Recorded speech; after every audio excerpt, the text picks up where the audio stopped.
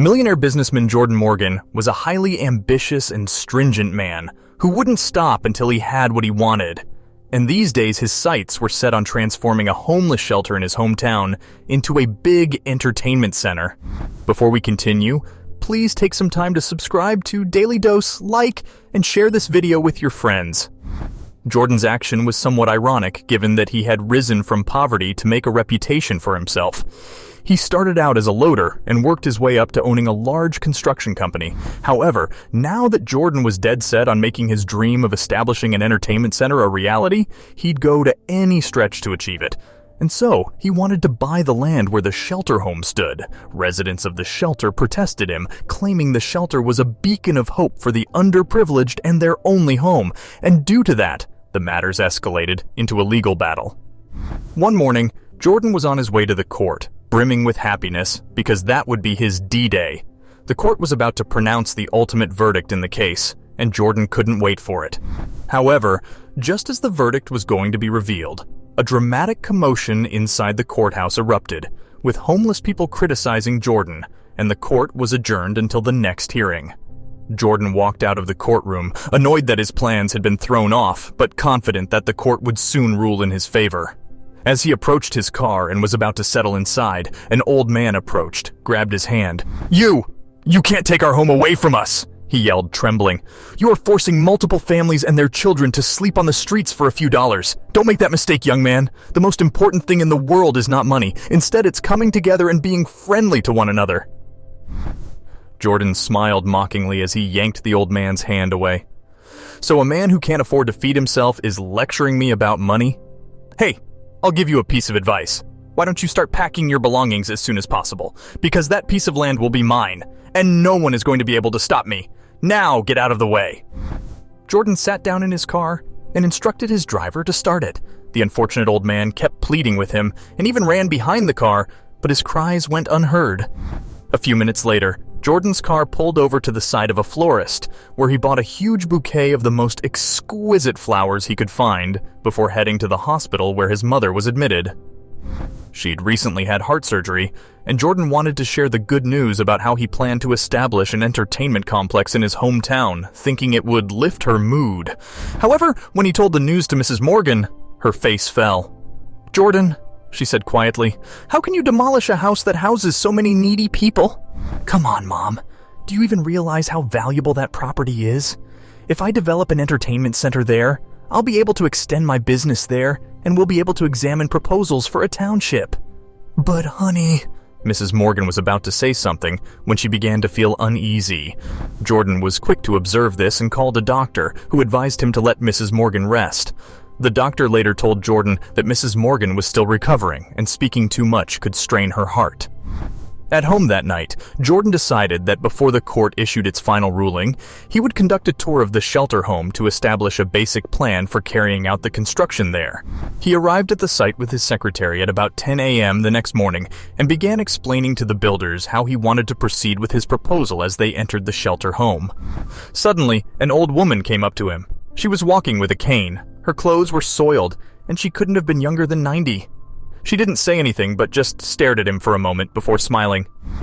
"Oh, no, look at you. You've grown up so quickly, but you haven't changed one bit. You're the same little Jordan I remember from years ago." "Excuse me, I don't think I know you. Have we met before?" Jordan inquired, lifting his brow. "Of course, dear," she answered with a smile. "This is the place where your father and mother exchanged wedding vows. One of the rooms in this shelter was used for wedding ceremonies by the impoverished in our neighborhood. And now you want to demolish this building?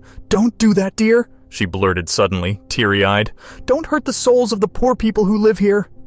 "Ugh," Jordan lost his cool. "Nice story, ma'am. Please move before I ask my secretary to throw you out of here." The old lady's face fell. "Please, I beg you. We don't have anywhere else to live. Where would I go at this age?" she begged. But Jordan didn't care even once. He motioned for his secretary to get rid of the elderly lady and moved into the next room. Stepping inside, he began surveying the room with the builders, detailing the next stage of his construction plan, when his gaze was drawn to a wooden shelf in a corner that held a few framed photos. He scanned the shelf from top to bottom when a photograph on it caught his eye. He took up the frame to look at it and couldn't believe what he saw. How is this even possible? Why is there a picture of Mom and me here? He wondered, holding the frame that contained a picture of a much younger him with his mother. Mr. David, the shelter's owner, who was also touring the facility with Jordan and his crew, observed him standing in one corner with the photograph and grinned. "Are you okay, Mr. Morgan? Seems like the photo is familiar to you," he said as he approached him, smiling. "How did this image end up here?" Jordan inquired, desperate for an answer. "Why is there a picture of me and my mother in this dingy place?" Mr. David smiled and said, "I've been working here for the past 40 years, and even though I'm an old bird, I'll never forget the folks who lived here." "Jordan, your mother was one of them," he revealed. "She came here when you were a year old. She said that her husband had died and that she had nowhere to go. We took her in and she reared you here until she could get a job and buy a house. I think you were 3 when she left this place." Jordan couldn't believe what he was hearing. He was aware that his mother had raised him with difficulties and that they had been very poor in the past, but he had no idea he was about to demolish the home where his mother had once sheltered him when they couldn't afford a new home. Jordan felt terrible and made a life-changing decision that day.